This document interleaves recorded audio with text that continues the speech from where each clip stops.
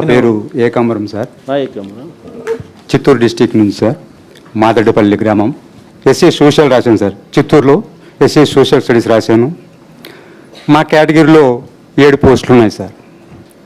దీంట్లో 5 పోస్టులు మెరిట్ ప్రకారం, 2 పోస్టులు ఆరిజినల్ ప్రకారం అని చెప్పి ఇచ్చారు సార్.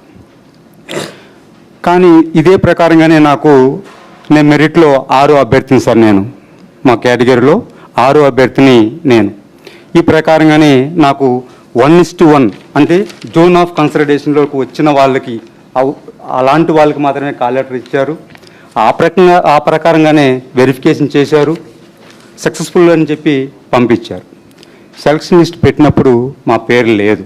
ఇది ఫస్ట్ కేసు వచ్చి స్క్రీన్ మీద ఏకాంబరం. ఈయనది ఇప్పుడు ఇంకొక ఇంట్రెస్టింగ్ ఎగ్జాంపుల్ అండి. ఒకటి 1:1 పద్ధతిలో మేము కాల్ లెటర్స్ పంపించామని చెప్పాం. మీకు క్లియర్ చూస్తే కాల్ లెటర్స్ లో ప్రతి కాల్ లెటర్ లో వెనక చాలా క్లియర్ గా బోల్డ్ గా రాసి పెట్టాం. ప్రతి కాల్ ఏ క్యాండిడేట్ కూడా దీన్ని విభేదించడానికి లేదు. ఏమని రాసింది? The mere call letter is only for certificate verification and does not confer any right of selection. ఇంత క్లియర్ గా చెప్పిన తర్వాత నన్ను ఎందుకు సెలక్షన్ లిస్ట్ లేదు అని అడగటం ఎంతవరకు కరెక్ట్? సరే, ఇతను ఏకాంబరం కేసుకొద్దాం. ఏకాంబరం కేసులో ఇతనికి వచ్చింది 125 ర్యాంకు.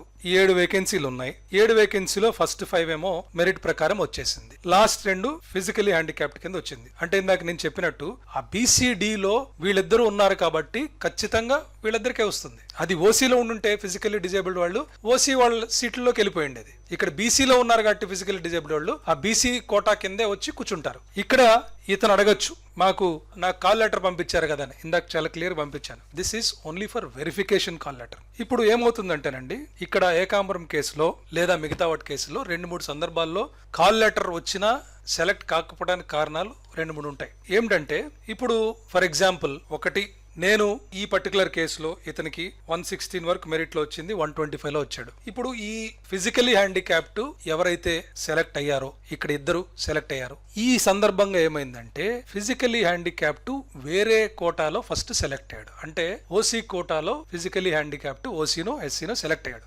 అతను సర్టిఫికేట్ వెరిఫికేషన్ లోనో లేకపోతే వెరిఫికేషన్ కో రాలేదనుకోండి. సో అతను తీసి పక్కన పెట్టేసి నెక్స్ట్ ఫిజికలీ హ్యాండిక్యాప్డ్ ఎవరున్నారని చూస్తే అతను బీసీడీ అతను ఉన్నాడు. సో ఒకప్పుడు ఫస్ట్ రౌండ్ ఆఫ్ వెరిఫికేషన్ లో ఓసీలో ఉండే ఫిజికలీ హ్యాండిక్యాప్డ్ డిస్క్వాలిఫై అయ్యాడో లేకపోతే సర్టిఫికేట్లకు రాలేదో లేకపోతే అతనికి మెడికల్ ఇన్వాలిడేషన్ అనే కారణం వల్ల అతను తీసి పక్కన పెట్టడం వల్ల నెక్స్ట్ ఫిజికలీ హ్యాండిక్యాప్డ్ బీసీ ఉన్నాడు కాబట్టి నేను బీసీలోనే కూర్చోబెడతాను. సో ఆ బీసీ అతను వచ్చాడు కాబట్టి ఇతనికి కాల్ లెటర్ వచ్చినా కూడా, అంటే వెరిఫికేషన్ లెటర్ వచ్చినా కూడా సెలెక్షన్ కాలేదు. అలాగే ఇంకొక సందర్భంలో 2-3 పోస్టులకి ఒకే క్యాండిడేట్ ఎలిజిబుల్ అయి ఉండొచ్చు సర్టిఫికేట్ వెరిఫికేషన్ కోసం. కాబట్టి ఒక చోట 2-3 చోట్ల వాళ్ళు వెరిఫికేషన్ కోసం ఎలిజిబుల్ అయ్యారంటే ఏదో ఒకటే తీసుకుంటాడు సీటు.